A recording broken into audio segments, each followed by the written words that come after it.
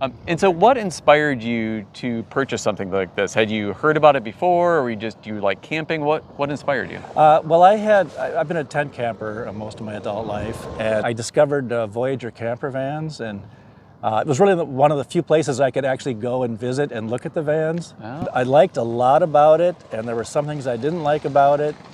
I started kind of thinking about it, and I figured there's a lot I could do to get it to more of what I wanted, which is basically a solo camper van. You bought it and it was already built out, and Yeah, so you and didn't have to do that part of it. Right.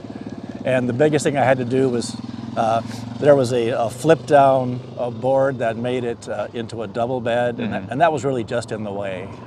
And when I took that out, the bed size was just perfect, just wide enough to be comfortable, wide and long enough without taking up more room than it needed to. This did have a water container up there, and there was a water pump, and then here's a faucet, and there's a sink under here that I don't use. I'll show you that. So it has a sink here. Oh, that's pretty clever. And then there's a water pump right there.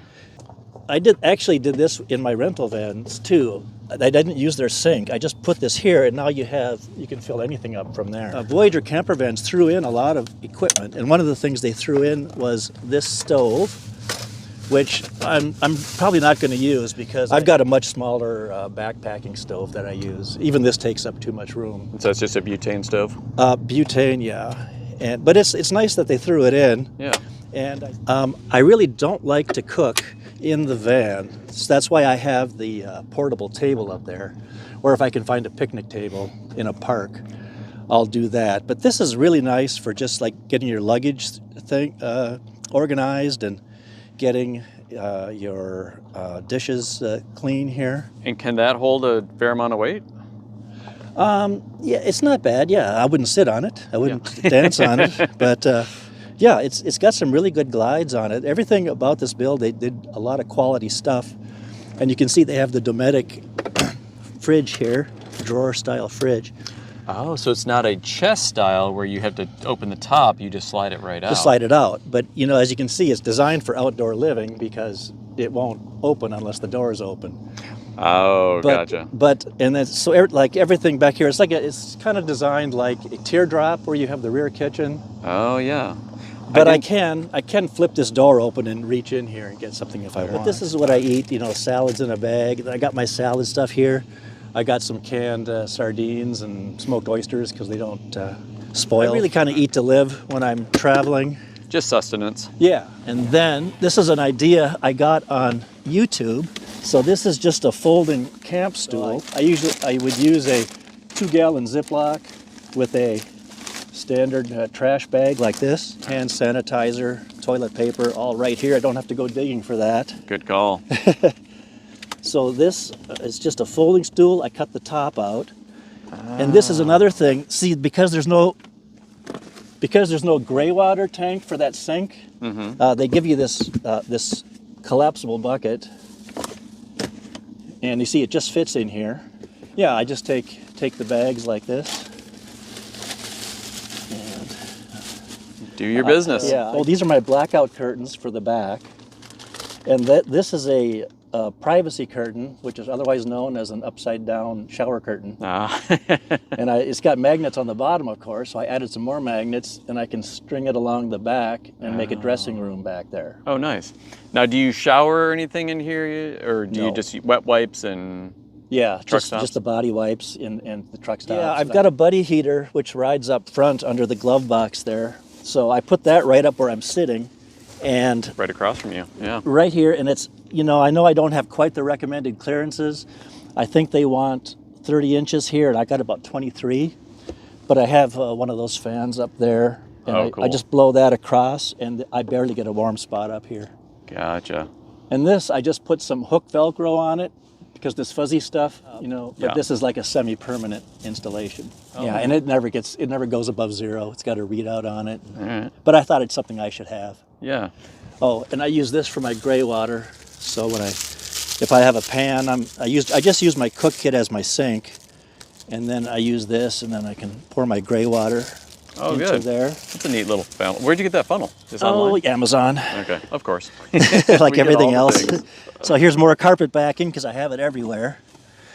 And here's my 1980s cook kit, which is probably lined with toxic Teflon. And so far it hasn't affected me too much. But right. yeah, a lot of my stuff here is from the 70s and 80s.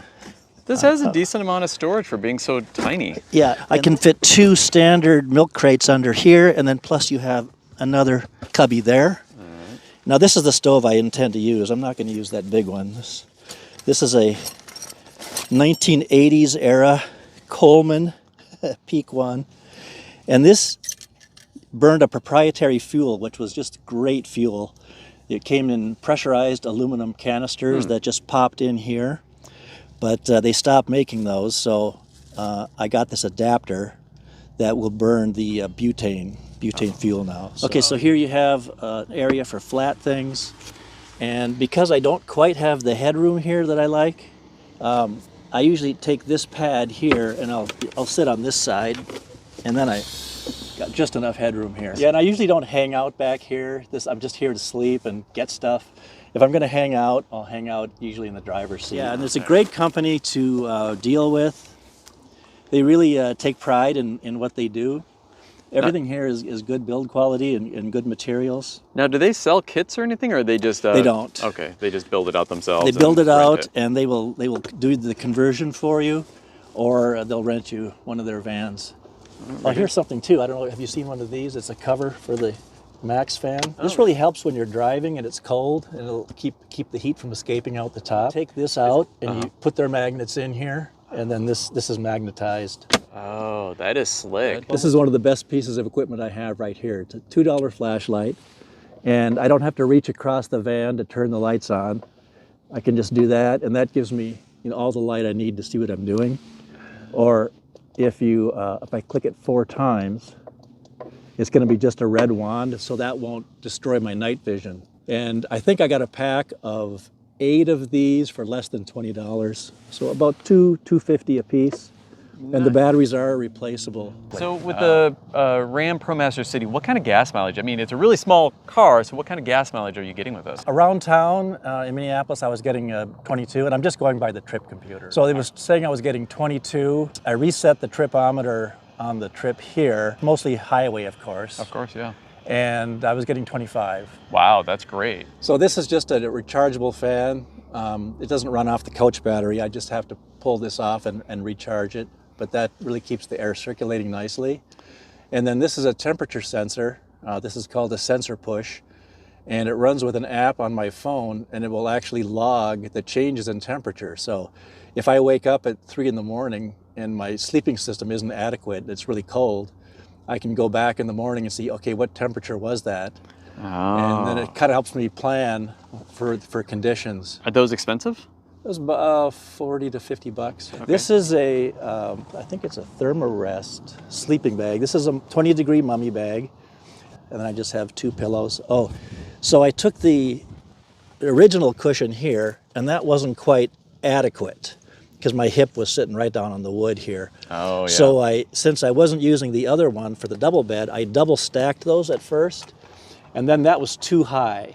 So I ended up putting another pad here. This is, I believe, is an Alps Mountaineering. All right. And an inflatable open cell pad there, and that works just great because you can control the comfort level with how much air you put in there. So have you been sleeping pretty well in this? Oh, it's great, yeah. Oh, excellent. And then I use carpet backing everywhere. What is that for? This is so that it won't slip, because I have an irrational fear of rolling down into the crevice there and getting stuck. That'll keep you from doing that. It does. It really sticks. And this stuff is so slippery that it would slide on the pad here. Oh, that's a cool little hack. So I have this stuff under the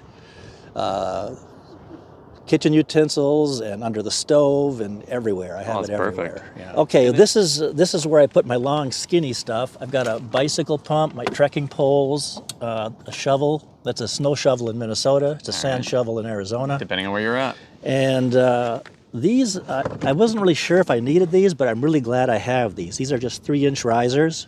Oh, nice, for leveling. Yep, for leveling, and sometimes just an inch or two makes all the difference. Oh, good. And those fit right there real nicely. Long stuff. That's my table here and my chair here. All right. And I can get the seat all the way back now, which is great, and is reclined as much as I like. And that was one of the things I didn't like, one of the rental vans that I did, because they had this so built out forward that I was just jammed up against the steering wheel, and my knees were so sore from banging on the steering column. And you're pretty tall. How tall are you? Well, today? I like to say I'm 6 feet. All right. I used to be a little over 6 feet. All right. I think today I'm a little under 6 feet. It just depends on the day, right? Yeah, yeah. All right. It depends on the shoes. Yeah. All right, and you can sleep comfortably in this thing. Oh, wonderfully. One thing about, and it's really just about a small van, is that I cannot get from the front seat back here without going outside. Kills your stealth, or if we had a rainstorm like we did last night, I really just had to wait it out before I came back.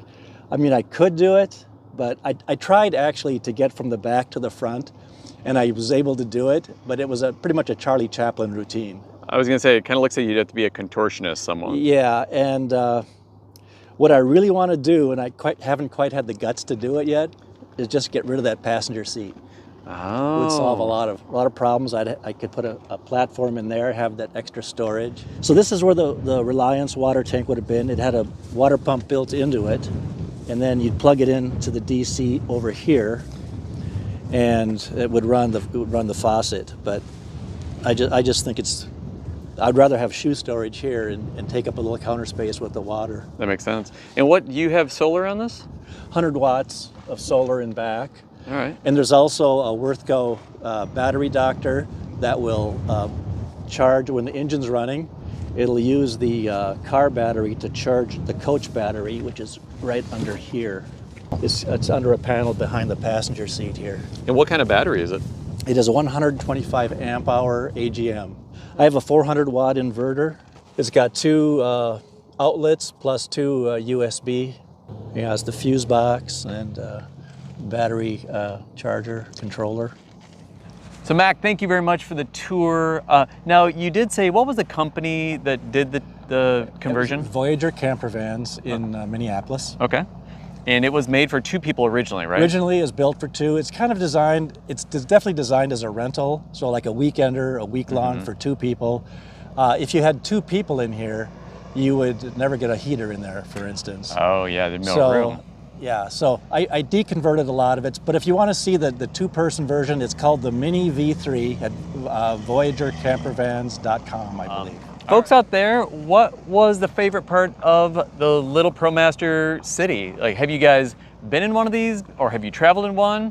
We'd love to know. Leave us a note in the comments below. But if you got anything out of this video, please give us a big thumbs up, subscribe to the channel, share with your friends, and we'll see you guys all down the road. So long.